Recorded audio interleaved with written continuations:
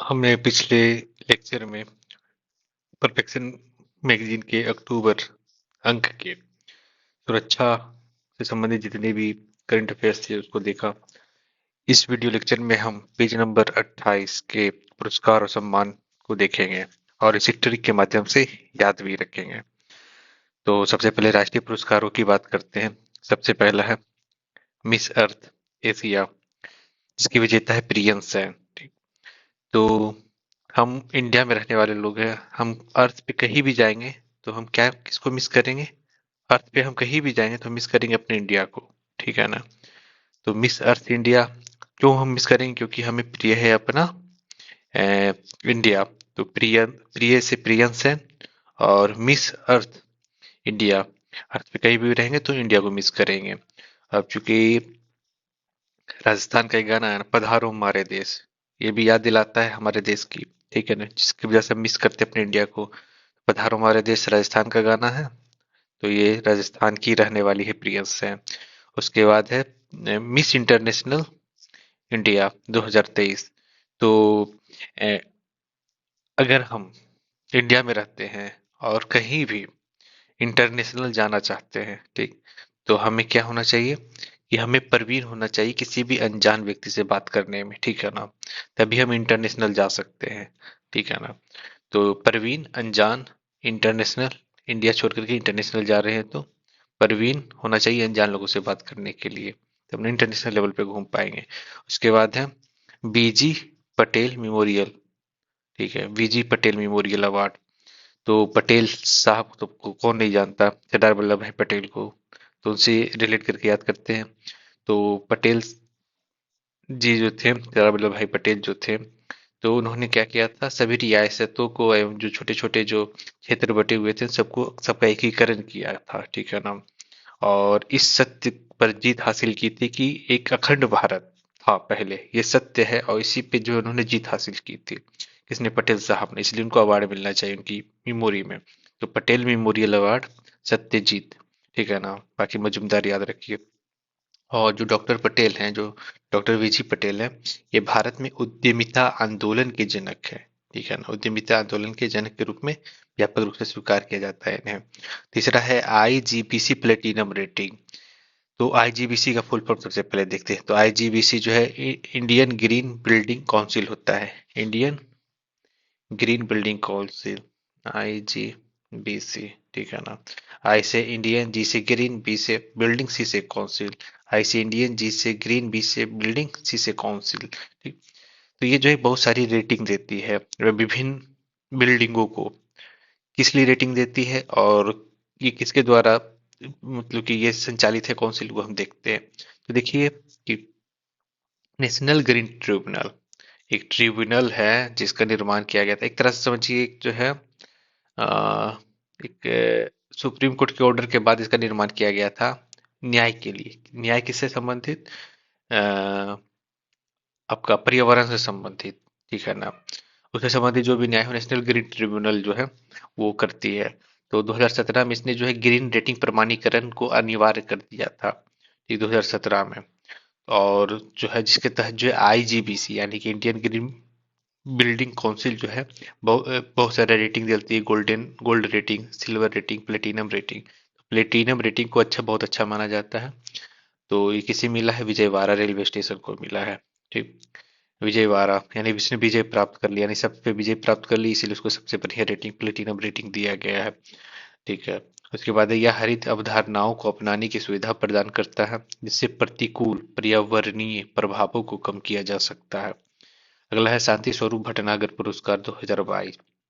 तो देखिए सबसे पहले तो याद रखिए शांति स्वरूप भटनागर पुरस्कार जो है शांति के लिए नहीं दिया जाता है। ये एक साइंटिस्ट थे, वैज्ञानिक थे, इसलिए ये जो है विज्ञान के क्षेत्र में दिया जाता है। ठीक है ना? तो इसको कैसे याद रखेंगे? तो सबसे पहले देखेंगे इसको हम नोबेल प्राइज से कंपेयर करते हैं। तो नोबेल प्राइज में एक शांति पुरस्कार होता है, तो शांति, लेकिन शांति स्वरूप भट्टागर पुरस्कार में शांति पुरस्कार नहीं है बल्कि विज्ञान वाला सारा पुरस्कार है। तो अ, सबसे पहले देखते हैं कि किसे दिया गया है। तो 12 युवा वैज्ञानिकों को दिया गया है। 12 युवा वैज्ञानिकों को दिया गया है। ठीक है ना? यानी कि जो भी जो है विज्ञान के क्षेत्र में भले ही युवा हो लेकिन उन्होंने कोई बड़ा काम किया है, यानी 12 काम किया है, तो उन्हें जो है ये साथी स्वरूप भटनागर पुरस्कार दिया गया है। 12 से 12 याद रखेंगे। और जो है युवा का मतलब क्या होता है, यहाँ पे युवा वैज्ञानिक का अर्थ क्या हुआ कि ये जो 45 वर्ष से कम उम्र के होंगे, ठीक है ना, इन्हें। और ये कितने विषयों में दिया जाता है? 7 विषयों में। तो देखिए नोबेल पुरस्कार किसमें किसमें दिया जाता है? एक तो रसायन शास्त्र में दिया जाता है, दूसरा आपका भौतिकी में दिया जाता है, तीसरा आपका औषधि और जीव विज्ञान दोनों को कंबाइन रूप में दिया जाता है। तीन तो ये हो गया। शांति वाला तो लेंगे नहीं, क्योंकि ये शांति स्वरूप भटनागर पुरस्कार शांति में नहीं दिया जाता, इसलिए नोबेल का शांति पुरस्कार से कंपेयर नहीं कर सकते। उसके बाद आपका विज्ञान के क्षेत्र में और क्या क्या आता है? विज्ञान जब हम पढ़ते हैं एमएससी बीएससी वगैरह में, तो हम पढ़ते हैं गणित को भी उसमें पढ़ते हैं, ठीक। फिर जो आगे बढ़ते हैं तो इंजीनियरिंग भी जो है साइंस का ही पार्ट है। उसके बाद जो है पृथ्वी, वायुमंडल, महासागर और जो ग्रह विज्ञान है ना, ये भी एक विज्ञान है, ठीक। तो ये सब में जो है पुरस्कार दिया गया। टोटल कितने हैं? 7 है।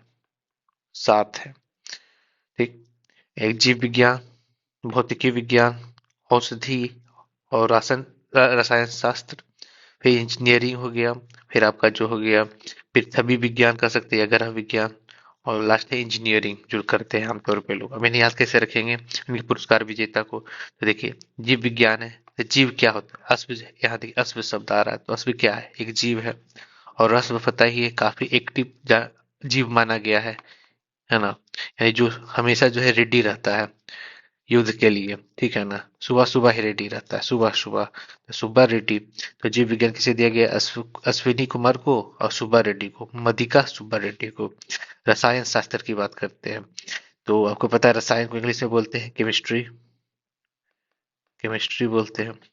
केमिस्ट्री एक चीज और को कहते हैं कि केमिस्ट्री अच्छी होनी चाहिए दो लोगों के बीच में, यानी कि दोनों के बीच में संबंध अच्छा होना चाहिए, ठीक है ना, तो उसको भी केमिस्ट्री के लिए यूज करते हैं। तो ये देखिए बीजू, तो उड़ीसा में अगर किसी को मान लीजिए रहना है, तो बीजू जनता दल जो है वहाँ की सरकार है, उससे के साथ अपनी केमिस्ट्री अच्छी रखनी पड़ेगी, ठीक है ना। तो वहाँ देव भी आएंगे, यानी देवता भी आएंगे, देवता भी आएंगे। तो उन्हें जो है नहीं, वहाँ जो है केमिस्ट्री अच्छी रखने के लिए जो है वहाँ देवता का व्रत करना होगा, ठीक है ना, तभी जाकर के उनकी बीजू जनता दल के साथ केमिस्ट्री अच्छी रह सकती है, ठीक। उसके बाद है पृथ्वी, वायुमंडल, महासागर और ग्रह विज्ञान। देखिए अब इसको कैसे याद रखिएगा? देखिए पहले तो रखेंगे ग्रह। ग्रह, और ग्रह क्या है? पृथ्वी हमारी ग्रह है। पृथ्वी पे क्या है? दो भाग कर सकते हैं, स्थल है, जल है, और स्थल, जल और वायु है, ठीक। स्थल तो पृथ्वी विज्ञान में ही आ गया या ग्रह विज्ञान में।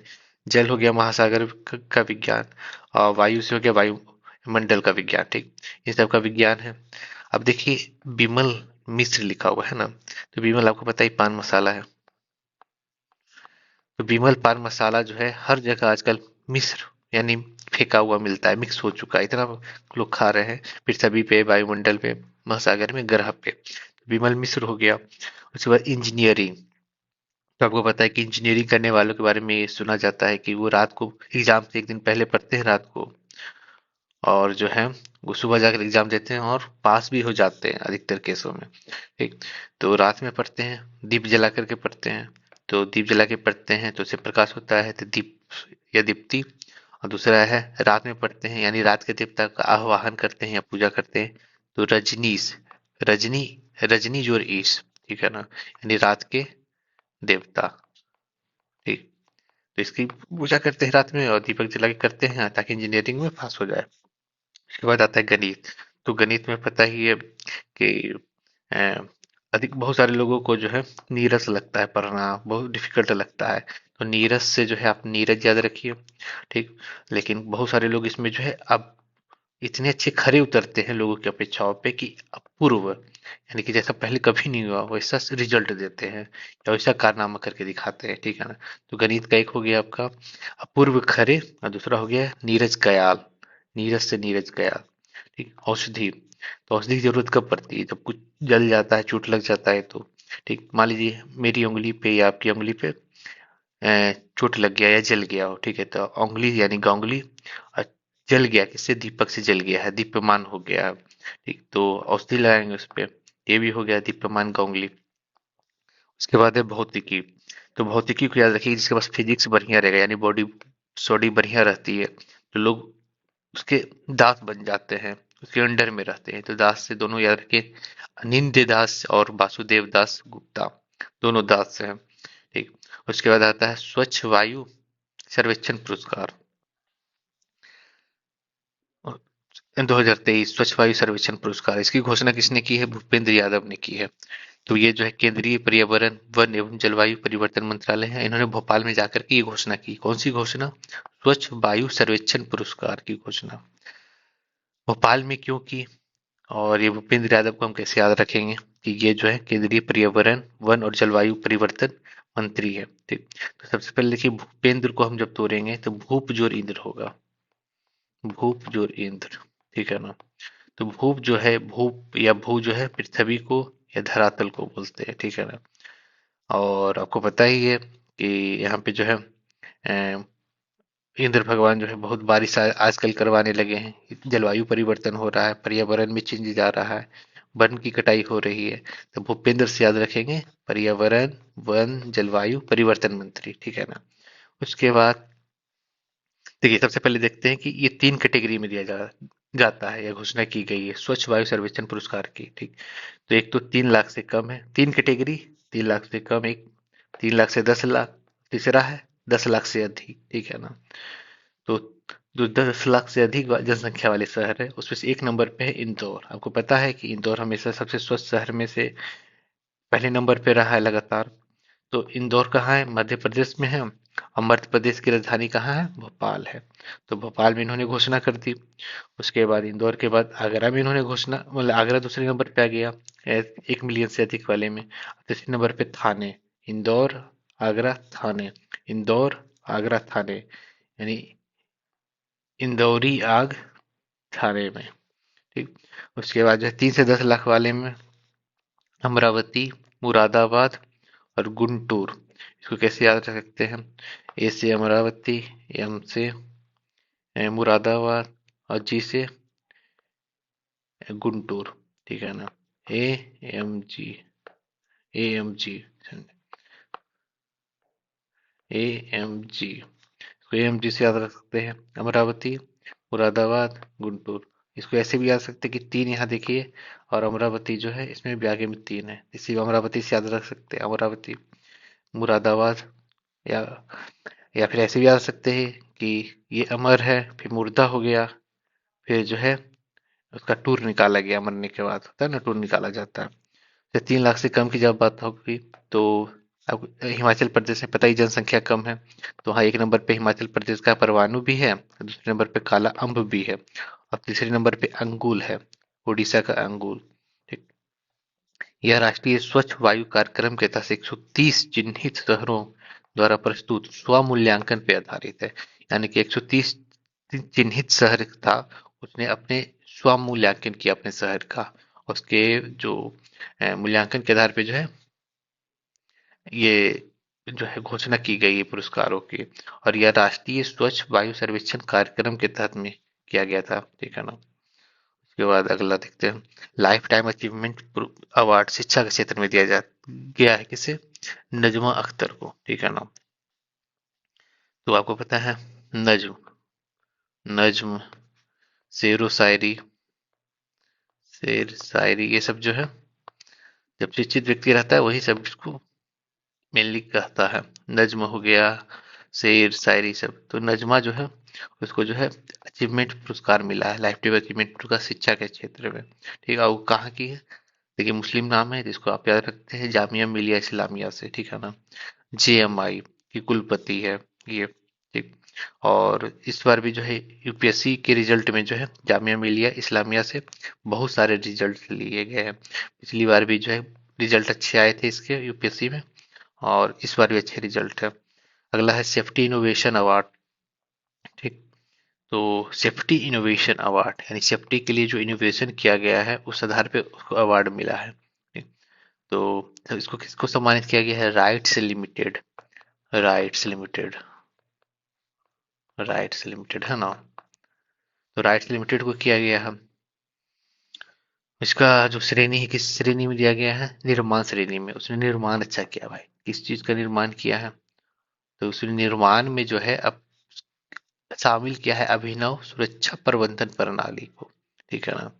जब वो निर्माण कर रही थी तो उससे सेफ्टी के लिए, सुरक्षा के लिए एक प्रणाली अपनाई जिसका नाम दिया गया अभिनव सुरक्षा प्रबंधन प्रणाली, ठीक है ना। कि वो जब प्रबंध मतलब कि जो प्रणाली है उसके तहत में जो है एक अलग तरह का एक अभिनव तरीके का जो है सुरक्षा प्रबंध करेगी, ठीक। और ये जो राइट्स लिमिटेड है मिनी रत्न है, श्रेणी एक की है, अनुसूची ए की है, ठीक है ना। और सार्वजनिक क्षेत्र का उद्यम है। जब मिनी रत्न है तो सार्वजनिक क्षेत्र का उद्यम तो होगा ही, ठीक है ना। और राइट्स है तो mini, mini rights. Doctor A M Gokhale पुरस्कार किसे दिया गया है, तो इसको जो है संजय कुमार मिश्रा को सम्मानित किया गया है, संजय कुमार मिश्रा। तो इसको हालांकि ये ब्रिगेडियर है लेकिन आप इसको याद रख सकते हैं, संजय संजय कुमार मिश्रा। संजय मिश्रा हमारे एक्टर है, संजय मिश्रा है ना एक्टर।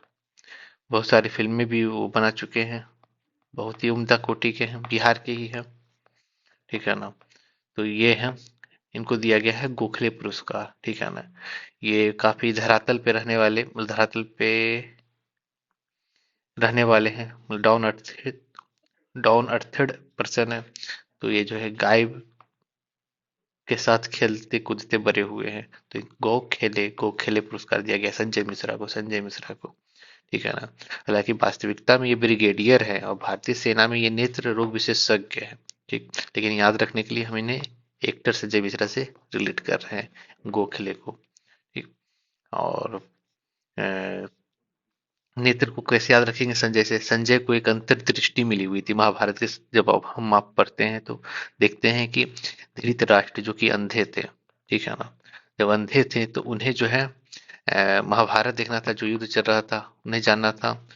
तो कौन कोई नहीं होता बताने के लिए, तो कृष्ण भगवान संजय को एक दृष्टि देते हैं, ठीक है ना, अंतर्दृष्टि देते हैं, जिसकी वजह से दिव्य दृष्टि से जो है वो सारा व्याख्यान जो है महाभारत का बताते रहता है धृतराष्ट्र को। तो उसके पास अंतर्दृष्टि आती है, एक नेत्र आता है, स्पेशल नेत्र किसको, संजय को, ठीक है ना, इस संजय को। तो नेत्र रोग विशेषज्ञ हैं। पुणे में आयोजित पुणे में आयोजित रेटिना कॉन्क्लेव के दौरान सम्मानित किया गया है इन्हें, ठीक है ना। शांति निकेतन को यूनेस्को का टैग अवार्ड मिला है। यूनेस्को का टैग अवार्ड किसे मिला है, शांति निकेतन को।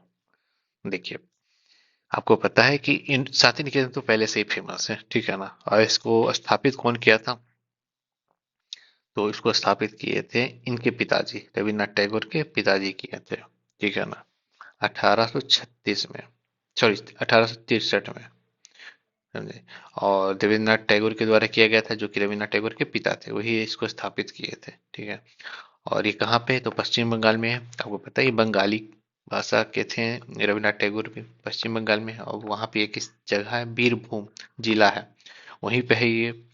उसके बाद जो है ये जो है रविन्द्रनाथ टैगोर का घर है, ऑब्वियस सी बात है, जब पिता ही बना रहे हैं तो बेटे का घर तो होगा ही होगा। और रविन्द्रनाथ टैगोर को नोबेल प्राइज भी मिल चुका है, कब, 1913 में, ठीक है ना।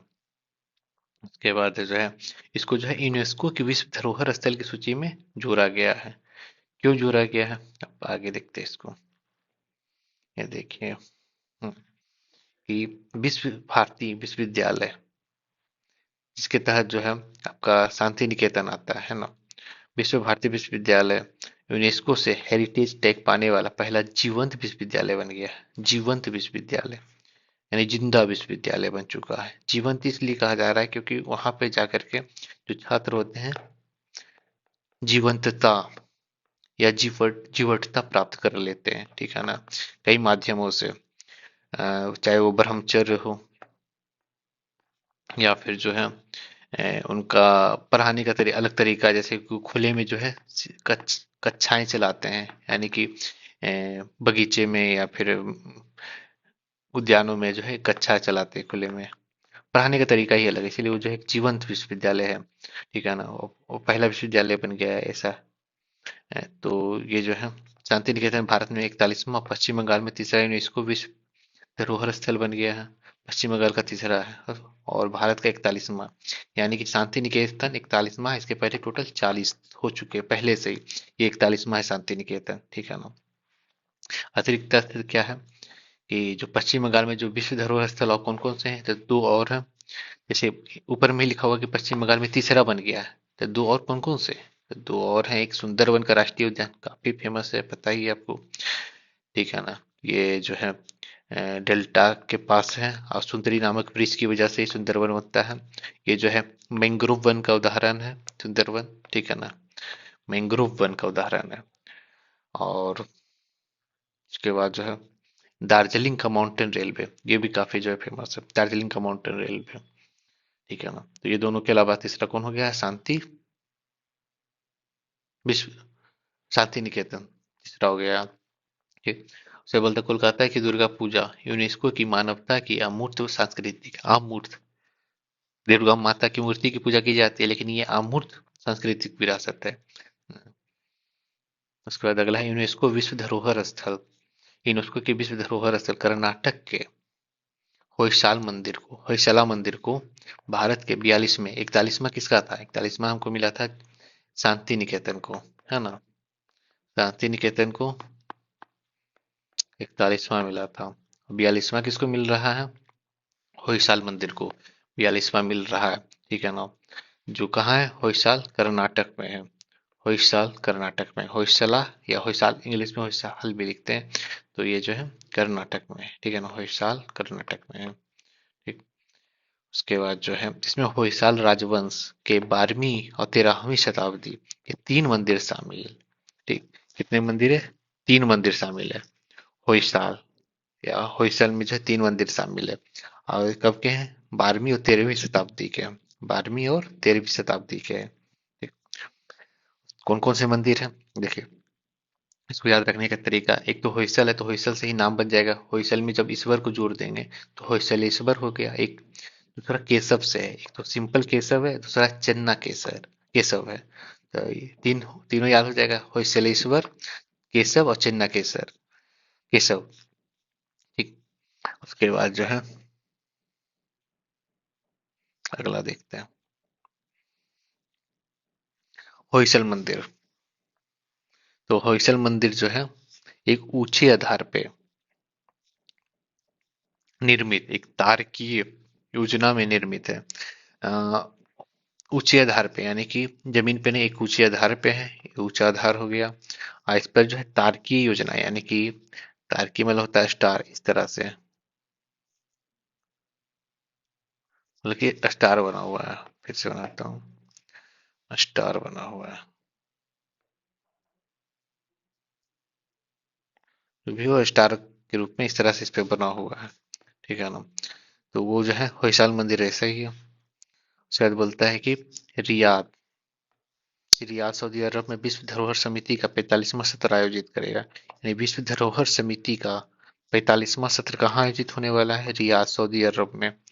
रियाद सऊदी अरब की राजधानी है रियाद, ठीक है ना। वहीं जो है विश्व धरोहर समिति, वहां भी पता है मक्का मदीना वहीं है सऊदी अरब में, है ना। तो वहीं जो है वो भी एक धरोहर ही है, तो उससे आप रिलेट करके रख सकते हैं कि रियाद में जो है विश्व धरोहर समिति का सत्र आयोजित होगा। कर्नाटक के अन्य विरासत स्थल जो यूनेस्को की सूची में शामिल है वह है हम्पी, काफी पुराना है, हम्पी 1986 में हुआ था। पतदकल, ठीक है ना, पतदकल ये 87 में, यानी 1 साल के बाद, पहले हम्पी फिर पतदकल 87 में, हम्पी 86 में, पतदकल 87 में, ठीक है ना। तो सबसे पहले क्या हुआ, हम्पी, हम्पी को पता ही है, काफी फेमस है। और उसके बाद है grand cross of the order of honour. तो किसे मिला है, ये मिला है नरेंद्र मोदी को दिया गया है। क्या, the grand cross of the order of honour. Grand cross का मतलब क्या होता है, ये देखिए, क्रॉस मतलब ये होता है आपका, क्रॉस तो जनरली इसको कहते हैं, लेकिन जो क्रिश्चियन है उसमें क्रॉस का मतलब ये होता है, क्रॉस ये जो है जिसमें ईसा मसीह को जो है कील भोग करके जो है लटका दिया गया था, मार दिया गया था, तो उसको जो है, तो यानी कि एक बहुत बड़ा साइज का यानी ग्रैंड क्रॉस है, ठीक है ना, grand cross. Of the order of honour, और एक तरह से ऑर्डर ऑफ ऑनर माना जाता है इसको, ऑर्डर ऑफ ऑनर यानी कि सम्मान, ठीक है ना, ऑर्डर ऑफ ऑनर माना जाता है। तो किसको दिया गया है? नरेंद्र मोदी को दिया। किसके द्वारा? ग्रीस के द्वारा दिया गया है। ग्रीस, ग्रीस के द्वारा दिया गया है, ठीक है। उसके बाद जो है अ, ग्रीस में ही जो एथेंस में अज्ञात सैनिकों की कब्र पे श्रद्धांजलि अर्पित किया है मोदी जी ने। अज्ञात सैनिकों की कब्र पे की है। उसके बाद बोलता है कि भारत और ग्रीस ने अपने संबंधों को राजनीतिक साझेदारी में उन्नत किया और 2030 तक दोतरफा व्यापार को दुगना 2030 तक दोतरफा व्यापार को दुगना करने के लिए भारत और ग्रीस जो है वादा किया है, ठीक। 2030 तक किया है। अगला है राफेल नडाल। तो आपको पता है कि ये जो है टेबल टेनिस, राफेल नडाल जो है टेबल टेनिस खिलाड़ी है, ठीक है ना। और इन्फोसिस जो कि भारत की एक जो है प्रौद्योगिकी कंपनी है। ए, और ये जो है इसने इसको अपना राजदूत यानी कि ब्रांड एम्बेसडर नियुक्त किया है, ठीक है ना। राजदूत नियुक्त किया है कितने सालों के लिए? 3 सालों के लिए। 3 सालों के लिए। और ये स्पेन से, राफेल नडाल कहाँ के हैं? स्पेन के हैं। स्पेनी से राफेल। अब इसको याद कैसे रख सकते हैं? राइफल, राफेल यानी कि राइफल। अब राइफल से किसी को गोली मारे तो उसको क्या होगा? पेन होगा, तो स्पेन। Yes, pen. स्पेन तो होगा ना भैया, अब जब राफेल से मारेंगे किसी को गोली तो वहाँ स्पेन के हैं 3 साल के लिए। इनको किसने? इन्फोसिस ने। इन्फोसिस, इन्फोसिस। जब, ठीक है ना, जब ये पेन पेन होगा तो हम इसका जो इन्फो यानी इंफॉर्मेशन जो है अपनी सिस को यानी सिस्टर को देंगे, ठीक है ना। तो इन्फोसिस, जब पेन होगा राफेल की वजह से तो इन्फोसिस यानी कि इन्फो जो है सिस को देंगे, सिस्टर को देंगे। अगला है चौथा, भारत स्मार्ट सिटी पुरस्कार प्रतियोगिता, आईएससी, भारत स्मार्ट सिटी पुरस्कार प्रतियोगिता। देखिए अभी हमने पढ़ा था कि इंदौर को वायु स्वच्छता में भी प्रथम पुरस्कार मिला था, 1 मिलियन से अधिक यानी 10 लाख से अधिक वाली जनसंख्या वाले कैटेगरी में। उसके बाद अब पहले भी जानते हैं स्वच्छ, सबसे स्वच्छ शहर भी है।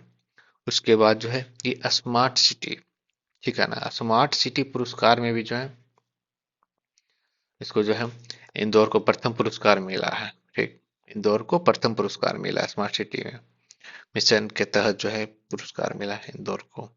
उसके बाद है सूरत है दूसरे नंबर पे, तीसरे नंबर पे आगरा है, याद कीजिए।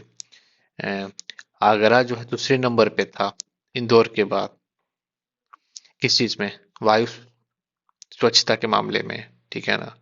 और तीसरे नंबर पे थाने था, लेकिन थाने यहाँ से गायब हो गया और आगरा दूसरे से तीसरे नंबर पे आ गया जब स्मार्ट की बात आई तो, ठीक है ना। अब बीच में सूरत घुस गया, स्मार्ट की बात आई, भैया स्मार्ट तो होगा ही, स्मार्ट तो होगा ही ना। स्मार्ट जो होता है उसकी सूरत तो अच्छी होती ही है ना। तो दूसरे नंबर पे, ठीक। उसके बाद जो है राज्य पुरस्कार शीर्ष 3 पे, राज्य पुरस्कार के रूप में किसको दिया? ये राष्ट्रीय पुरस्कार था, अब राज्य पुरस्कार की बात कर रहे हैं। तो राज्य, आपको पता है इंदौर है तो इंदौर तो भाई मध्य प्रदेश को ही फर्स्ट प्राइज मिलेगा। जब राज्य की बात आई तो फिर तमिलनाडु को सेकेंड मिलता है और राजस्थान और यूपी को तीसरा मिलता है। ये देखिए आगरा तीसरे नंबर पे है यहाँ पे, तो उत्तर प्रदेश भी यहाँ तीसरे नंबर पे है, ठीक है ना। तीसरा उत्तर प्रदेश को याद कैसे रख सकते हैं? ये देखिए, ये 3 जैसा दिख रहा है, उत्तर का ऊ जो है 3 जैसा दिख रहा है ना। 3 जैसा दिख रहा है तो इसको भी याद रखते हैं, और साथ में राजस्थान को भी जो है साथ में शामिल कर लिया, मतलब कि थर्ड प्राइज मिल गया। और दूसरे नंबर पे आ गया तमिलनाडु हमारा। उसके बाद यूटी अवार्ड यानी कि केंद्र शासित प्रदेश में किसको अवार्ड मिला है? चंडीगढ़ को। चंडीगढ़ आजकल काफी काम कर रहा है, ठीक है ना। जैसे कि साइबर सुरक्षा, साइबर सुरक्षा के मामले में भी इसको कई अवार्ड मिल चुके हैं, ठीक है ना। इसमें जो है अपने जो अ, साइबर से रिलेटेड जो है थाना भी बनाया है, ट्रेनिंग भी दिया है, और साइबर से रिलेटेड बहुत काम किया जा रहा है। अगर साइबर से कोई प्रश्न पूछा जाता है, और जैसे यहाँ पे एक हैकेथॉन भी किया गया था, ठीक है ना। तो अगर साइबर से संबंधित कोई प्रश्न है उसमें ऑप्शन में चंडीगढ़ है तो चंडीगढ़ को मारेंगे। और फिर पानी, यानी पानी के संबंध में तो हवा के में तो इंदौर था ही। उसके बाद स्मार्ट सिटी में भी इंदौर था ही, स्वच्छता में भी इंदौर था ही, तो पानी भी भैया इंदौर का ही होगा। ठीक। तो वायु में आगरा दूसरे नंबर पे था, तो पानी में भी आगरा दूसरे नंबर पे है। और तीसरे नंबर पे है राजकोट आ जाता है। तीसरे नंबर पे राजकोट आ जाता है। ठीक। उसके बाद जो है शासन की बात करते हैं। तो हमने देखा साइबर के मामले में एक नंबर पे था, तो चंडीगढ़ जो है शासन के मामले में भी एक नंबर पे है। ठीक है ना, सोच लीजिए, शासन के मामले में भी एक नंबर पे है। किसकी किसकी राजधानी है? पंजाब की भी है और हरियाणा की भी है, दोनों की राजधानी है। तो दोनों की राजधानी है तो शासन तो अच्छा चलेगा भाई। दो दो राज्य जो है, उन दोनों का सीएम जो है राज कर रहे हैं। हालांकि राज नहीं करते सीएम, यहाँ पे केंद्र शासित प्रदेश है, लेकिन फिर भी जो है ये जो है इसका शासन अच्छा चल रहा है। ठीक। बाकी इसको याद रखिए, दूसरे नंबर पे पिंपरी चिंदवारा है, चिचवार है। और तीसरे तीसरे नंबर पे जबलपुर और उदयपुर है। ठीक है। इनोवेटिव आइडिया अवार्ड, तो किसको पहला और दूसरा और तीसरा मिला है? Innovative idea. ठीक है ना। तो इनोवेटिव आइडिया लाने की जब बात की गई, तो लोगों ने आपस में ही मारधाड़ शुरू कर दिया। ठीक है ना, मारधाड़। और जो उसमें बली था, यानी कि जो बलवान था, वो क्या हो गया? फर्स्ट ले आया। ठीक है ना। इनोवेटिव आइडिया की जब बात हुई तो मारधाड़ हुआ, और मारधाड़ होने का जो बली था वो फर्स्ट प्राइज लेकर आ गया। फिर दूसरे नंबर की जब बात हुई तो जिसका सूरत बढ़िया था उसको बोला कि ठीक है तुम दूसरे नंबर पे आ जाओ, पहला नंबर पे तो जो बलवान था गया, दूसरे नंबर पे तुम बढ़िया दिख रहे हो तो तुम सेकेंड आ जाओ। ठीक है ना। और तीसरे नंबर पे रायपुर। उसके बाद आता है ई गवर्नेंस, NCEG 2023 के लिए 26वां राष्ट्रीय पुरस्कार। ठीक है ना। ई गवर्नेंस के लिए किसको दिया गया है? तो इसमें जो गोल्ड मेडल दिया गया है या गोल्ड प्राइज दिया गया है, वो दिया गया है स्वामित्व योजना। ठीक है ना, स्वामित्व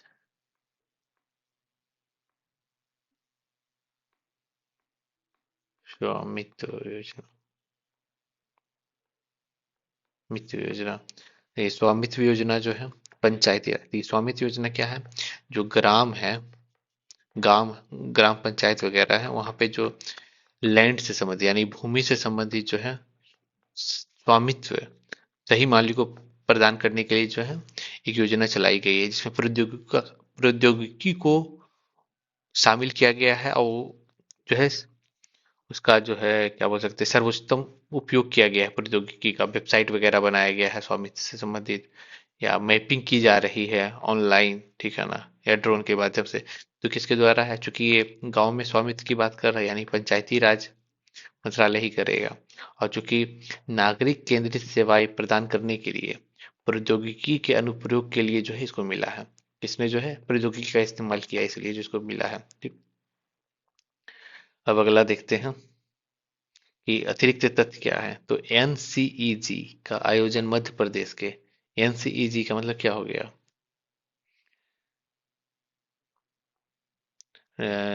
ई जी से तो ई गवर्नेंस हो गया, और एन से तो नेशनल हो गया, और सी से क्या हो सकता है? अच्छा छोड़िए। NCEG का आयोजन जो है मध्य प्रदेश के इंदौर में किया गया। सब कुछ मध्य प्रदेश में ही हो रहा है। ठीक है ना। और इंदौर में किया गया, सबसे स्वच्छ है, वायु में, शहर में, जल में, स्मार्ट में, सब में आ गया इंदौर। तो इंदौर में ही कर दिया गया भैया ई गवर्नेंस की भी के लिए भी।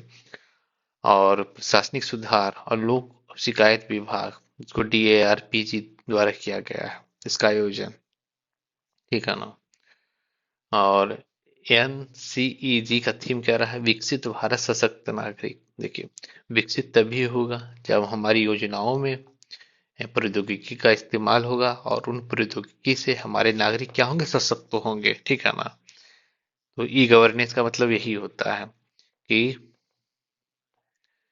प्रौद्योगिकी का इस्तेमाल कीजिए। इलेक्ट्रॉनिक गवर्नेंस का मतलब हो गया क्या? प्रौद्योगिकी का इस्तेमाल कीजिए और इस माध्यम से नागरिकों को और सशक्त कीजिए।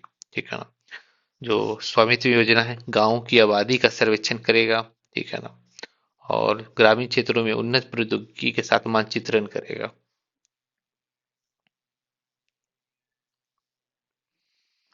स्वामित्व जो है योजना है वो नवीनतम ड्रोन और जीआईएस तकनीक का उपयोग करके गांव आबादी क्षेत्र में संपत्ति मालिकों को स्वामित्व प्रदान करता है। जीआईएस क्या होता है?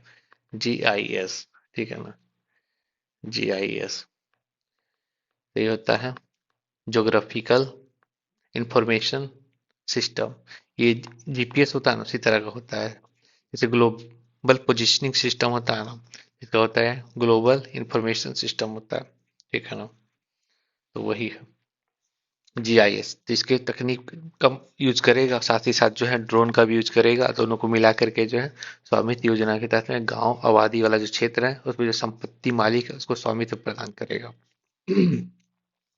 अगला है अंतर्राष्ट्रीय पुरस्कार की बात अब शुरू करते हैं। तो है 65वां रेमन मैग्सेसे पुरस्कार 2023। ये रेमन मैग्सेसे पुरस्कार किसे दिया गया है? तो आपको पता है रेमन मैग्सेसे पुरस्कार जो है इसको जो है अ, भारत का नोबेल भी कहा जाता है, सॉरी एशिया का नोबेल भी कहा जाता है। एशिया का नोबेल पुरस्कार ही बोलते हैं, ठीक है ना। तो काफी फेमस है, काफी अच्छा माना जाता है। जिस तरह से विश्व में नोबेल पुरस्कार है उसी तरह से जो है ये रमन मैग्सेसे पुरस्कार एशिया में माना जाता है। तो टोटल इस बार जो है 4 एशियाई लोगों को मिला है। अभी तक जो है भारत में किनको किनको मिल चुका है, तो सबसे फेमस नाम में एक है हमारे केजरीवाल साहब, अरविंद केजरीवाल को मिल चुका है, ठीक है ना। उसके बाद आपका एनडीटीवी में काम करने वाले, क्या नाम था उनका, रवीश कुमार, पत्रकार, उनको भी मिल चुका है। इन सब दोनों को मिल चुका है पहले से ही जो रमन मैग्सेसे पुरस्कार। तो 23 का देखते हैं, 4 लोगों को मिला है इस बार। तो डॉक्टर रवि कन्नन आर जो भारत के हैं, इन्होंने अपने चिकित्सा पेशे ऑन्कोलॉजिस्ट के प्रति दृढ़ समर्पण के लिए इनको मिला है, ठीक है ना। दूसरा है कोरवी रच्छंद्र जो बांग्लादेश की है। तीसरा है यूज यूजेनियो लेमोस जो तिमोर लेस्टे के हैं। और चौथा है मिरियम कोरोनेल। तो अब देखिए सबसे इंपॉर्टेंट इसमें कौन सा है?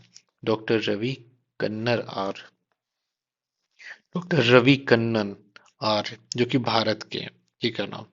और ये ऑन्कोलॉजिस्ट है रवि कन्नन। तो भैया रवि, रवि तो है पता ही है, रवि सूर्य को बोलते हैं। तो भैया जो सूर्य हैं उनको तो सबसे पहले मिलना चाहिए पुरस्कार। और उस पर से भी वो जो है चिकित्सा भाव में जो है समर्पण भाव दिखा रहे हैं, चिकित्सा पेशे में समर्पण भाव दिखा रहे हैं।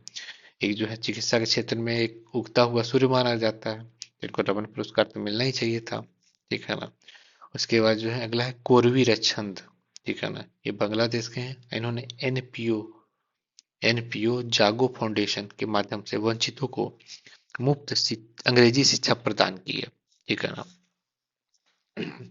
देखिए अब देखिए कोरवी, यहाँ देखिए रवि था सिर्फ यहाँ पे है, यहाँ रवि था सिर्फ यहाँ पे को रवि, ठीक है ना। नाम याद से रिलेट करके याद रखते हैं। एक को रवि जो भारत के थे और भारत के बगल में बांग्लादेश है, तो को रवि, ठीक है ना। इन्होंने छंद यानी अंग्रेजी में जो छंद था उसको सिखाने के लिए मुफ्त शिक्षा शुरू किया और बोला कि जागो अब इंग्लिश पढ़ो, ठीक है ना, जरूरी है, अभी के समय की डिमांड है। तो को रवि छंद छंद उन्होंने सिखाना शुरू किया अंग्रेजी में, ठीक। तो और जगाया लोगों को, तो जागो फाउंडेशन। फिर है यूजेनिया लेमोस जो है तिमोर लेस्टे के जो जैविक खेती को बढ़ावा दिया। देखिए क्या होता है कि यूजेनिया यूजेनियो, ठीक है ना, यूज न्यू जो जैविक खेती है उसका यूज बहुत कम होता है, ठीक है ना, जैविक खेती का। एक तरह से उसका जो यूज है जैविक खेती का वो एक यूज न्यू है, ठीक है ना, यूज न्यू है। और दूसरी बात है कि ये जो है कहाँ के हैं, तिमोर लेस्टे, यानी कि जब जैविक खेती होगी तो मोर वगैरह भी आने लगेंगे, ठीक है ना, ढेर सारे, क्योंकि वहां पे अब केमिकल कम यूज हो रहा है, ठीक। तो यूज न्यू जैविक खेती, अब नया यूज करो, जैविक खेती का यूज करो ताकि मोर वगैरह भी आ सके। तो यूज न्यू लेमोस जैविक खेती तिमोर लेस्टे की। मिरियम कोरोनेल, ठीक है ना, फिलीपींस। ठीक, तो इसको इसलिए मिला है, युद्ध विवादों का निपटारा किया और अपने देश के मार्शल शासन का विरोध किया। एंड फिलीपींस में मार्शल लॉ लगने वाला था, ठीक है ना, मार्शल लॉ लगने वाला था। तो इन्होंने मार्शल लॉ का विरोध किया। किसने? कोरोनिल ने। और देखिए, कोरोनिल को याद रखते कोरोना से, कोरोना से। कोरोना जो है फील किया कि नहीं, हमारे यहाँ मार्शल लॉ नहीं लगना चाहिए, और उन्होंने जो युद्ध विवाद था, आपको पता है फिलीपींस, फिलीपींस है ना, वहाँ जो है युद्ध विवादों का निपटारा भी किया। अब जो है रवि कन्ना, जो हम पढ़ चुके हैं, भारत के एकमात्र हैं जिनको मिला है ये, तो वो असम के हैं, ठीक है ना, असम के कछार cancer hospital and research centre में काम करते हैं। कछार असम में काम करते हैं, ठीक है ना, असम में के कछार cancer hospital and research centre में काम करते हैं। कछार कैंसर हॉस्पिटल एंड रिसर्च, कछार, ठीक है ना, निदेशक है ये। और ये भी तो पता है, एशिया का नोबेल पुरस्कार कहा जाता है, ठीक है। अगला है सेंट्रल बैंकर रिपोर्ट कार्ड 2023। तो किसे मिला है सेंट्रल बैंकर रिपोर्ट कार्ड? हमारे जो है आरबीआई के गवर्नर शक्तिकांत दास को मिला है। और ये ग्लोबल फाइनेंस के सेंट्रल बैंकर रिपोर्ट कार्ड 2023 में ए प्लस रेटिंग दिया गया है शक्तिकांत दास को, ठीक है ना। तो शीर्ष थ्री में कौन कौन से हैं?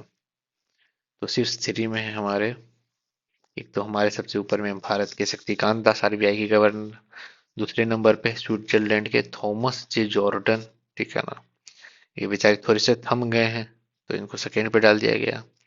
और तीसरे हैं वियतनाम के होंग, ठीक है ना, होंग ये तीसरे नंबर पे है। यहाँ देखिए थी होंग नाम है, तो थी से थ्री भी याद रख सकते हैं, ठीक है ना। तो थ्री नंबर पे रह गए होंग, किसमें? सेंट्रल बैंकर रिपोर्ट कार्ड 2023 में। उसे विश्व नव परिवर्तन पुरस्कार, तो विश्व पुरस्कार विजेता कौन है? Doctor Shanta Thomas, Thottam, doctor Shanta Thottam, ठीक है ना, नव परिवर्तन। देखिए, जब भी कहीं हमें पूरे विश्व में नया परिवर्तन लाना है तो हम क्या करेंगे? युद्ध, युद्ध का थॉट को बढ़ावा देंगे? नहीं, बल्कि शांति के थॉट को बढ़ावा देंगे, है ना। शांति का जो थॉट है, विचार है, उसको बढ़ावा देंगे। जब भी हमें नया नया परिवर्तन लाना होगा विश्व में, तो ये शांति से शांता और थॉट से जो है थॉटम, ठीक है ना, तो शांता थॉटम को ये मिला है विश्व नव परिवर्तन पुरस्कार, ठीक।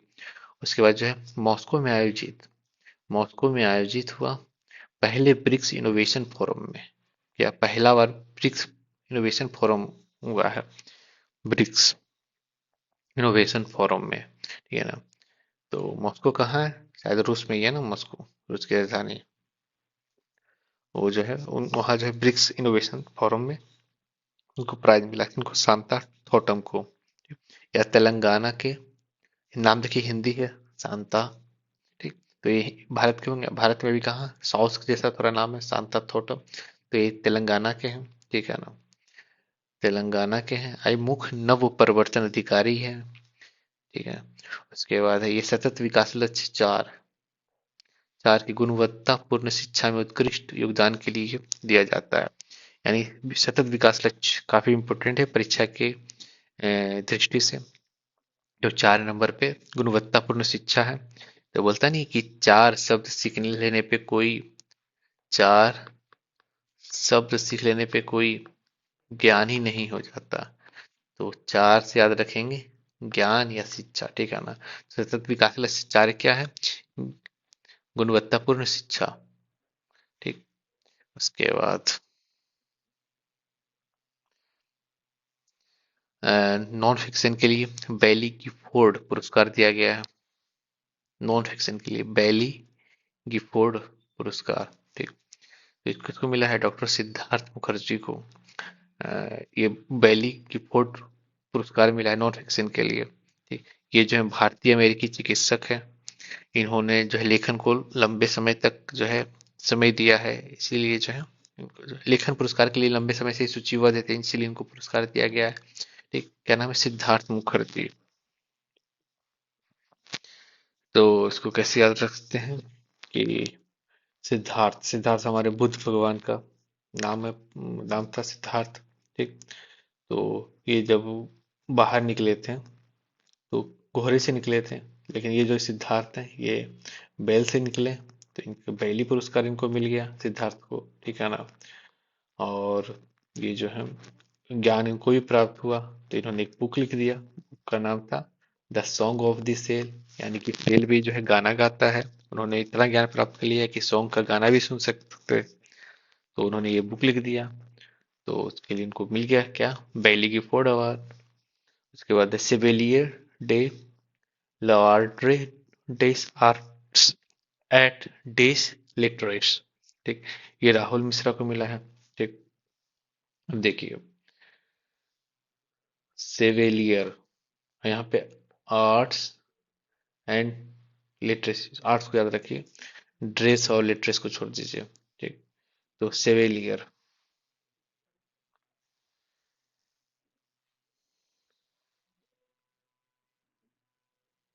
ठीक, ये देखिए सिद्धार्थ को तो क्या मिल चुका था? बैली, बैल से निकले थे तो बैली अवार्ड मिल चुका था, बैली की फोर्ड अवार्ड। लेकिन उनका जो बेटा, क्या नाम था? राहुल नाम था। उनको क्या मिला?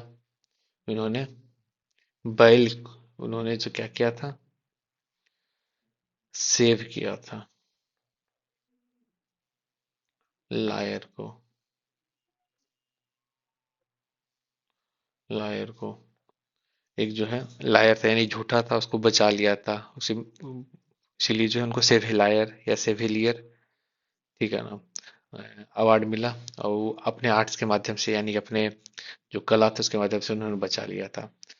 अब देखिए कला संस्कृति और साहित्य के क्षेत्र में दिया जाता है, और ये फ्रांसीसी सरकार का पुरस्कार है, ठीक है ना। ये जो है लायर जो था फंस चुका था, फंस चुका था यानी कि फ्रांसीसी, और इसको बचा लिया, सेव कर लिया। कौन? जो महात्मा बुद्ध के जो बेटे थे राहुल, उन्होंने बचा लिया। ठीक है, अपने कला का प्रदर्शन करते हुए या साहित्य का जो नॉलेज था उसका प्रदर्शन करते हुए, तो सेविलियर अवार्ड उनको मिल गया। अगला है बुकर पुरस्कार 2023, चेतना मारू के द्वारा। ठीक है, चेतना मारू को भारतीय मूल की लेखिका है, चेतना मारू, ये भारतीय मूल की लेखिका है। इनका पहला उपन्यास जो है वेस्टर्न लेन, बुकर पुरस्कार 2023 के लिए चुना गया था, ठीक है ना। तो याद रखिए कि देखिए इसके वेस्टर्न लेन, वेस्टर्न यानी कि पश्चिमी, यानी पश्चिमी देशों की बात कर रहा है, और लेन यानी कि वहाँ का रास्ता या गलियां। ठीक, तो अधिकतर जो ये पुरस्कार होते हैं ना, वो पश्चिम के बारे में लिखे जाने पे या प्रशंसा किए जाने वाले पुस्तकों को ही मिलते हैं, ठीक है ना। थोड़ा सा पक्षपात वहां पे दिखता है, जैसे कि नोबेल पुरस्कार, जो पहला नोबेल पुरस्कार जो रविन्द्रनाथ टैगोर को मिला था, उन्होंने जब इंग्लिश में लिखा था, ठीक है ना। और उन्होंने जो है वेस्टर्न कल्चर को भी उसमें समाहित किया था, इस वजह से उनको जो मिला था, और अंग्रेजी में अनुवाद किया हुआ था, इस वजह से भी मिला था। तो ये जो है चेतना मारू को जो है ये वेस्टर्न लेन। ठीक, जब चेतना चली गई, चेतना जो है मर गई वहां वेस्टर्न लेन पे, जैसे ही चेतना गई, पहले ये भारत में थी, लेकिन जैसे ही ये जो वेस्टर्न में पहुंची, अमेरिका पहुंची, ठीक है ना, अमेरिका या फिर इंग्लैंड जहां भी पहुंची, वहां पे इनकी चेतना मर गई। फिर इन्होंने जो है बुक का रास्ता, बुक पकड़ लिया, यानी बुक पढ़ना शुरू किया कि इनकी चेतना वापस आ जाए। ठीक, तो ये हो गया चेतना मारू। से बोलते हैं ये गोपी नाम की, गोपी बहू, है ना, गोपी, गोपी नाम की 11 वर्षीय लड़की और उनके परिवार के साथ उनके संबंधों की कहानी है। एक, 2 पेज, ये हो गया हमारा 29वां पेज। अब अगला देखते हैं 30वां पेज, राज्य केंद्र शासित प्रदेश। इसको अगले लेक्चर में देखते हैं।